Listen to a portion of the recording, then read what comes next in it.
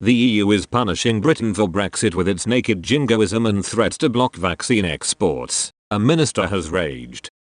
The European Commission president warned countries who had been more successful in rolling out jabs could see their supply of vaccines from the continent cut. Her remarks came after multiple EU countries suspended the use of the Oxford-developed AstraZeneca jab over concerns of blood clots. A temporary ban on their use was introduced despite reassurances from the European Health Agency and the World Health Organization that the clot were not caused by the vaccine. Ministers in Britain have reacted with outrage at the behavior from the EU. One said, "It has got to the stage where this has become naked jingoism from the EU against Britain. They hate Brexit, they hate that our vaccine rollout has gone so well, and it's obvious to everyone that they're trying to intimidate us like a mob boss due to their desperation over their own abject failure," they told Politico. Housing Secretary Robert Jenrick said he was surprised and disappointed by the threats made by Ms von der Leyen to cut off the UK's access to jabs from the continent. He said, the Prime Minister had spoken earlier in the year to Ursula von der Leyen and she gave a very clear commitment, which was that the EU would not engage in this sort of activity, that contractual responsibilities would be honoured. And that's exactly what we intend to do, and I hope and expect the EU to stick to their side of the bargain.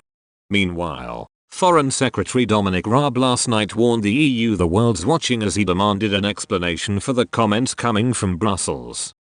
"We were reliably informed that they weren't aware of any plans to restrict lawfully contracted supply to the UK," Mr. Raab said.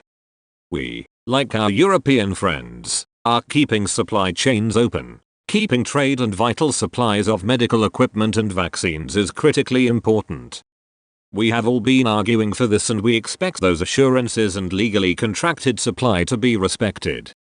Frankly, I'm surprised we're having this conversation. It is normally what the UK and EU team up with to reject when other countries with less democratic regimes than our own engage in that kind of brinkmanship."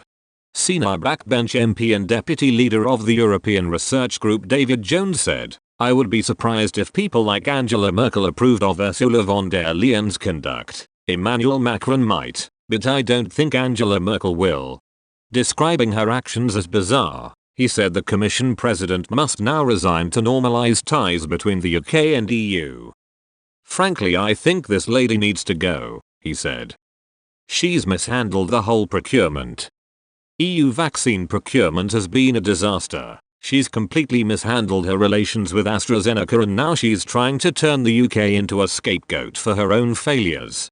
Ms von der Leyen had told reporters in Brussels yesterday afternoon she would consider all options to ensure everyone in the EU received a vaccine as fears grow on the continent of a third wave of the virus. She said the Commission would reflect on whether exports to countries who have higher vaccination rates than us are still proportionate. "We want reliable deliveries of vaccines. We want increase in the contracts. We want to see reciprocity and proportionality in export and we are ready to use whatever tool we need to deliver on that," Ms von der Leyen said. "This is about making sure that Europe gets its fair share. While the UK has given doses to 39.04 out of every 100 people according to the Our World in Data website, the EU has administered doses to just 11.81.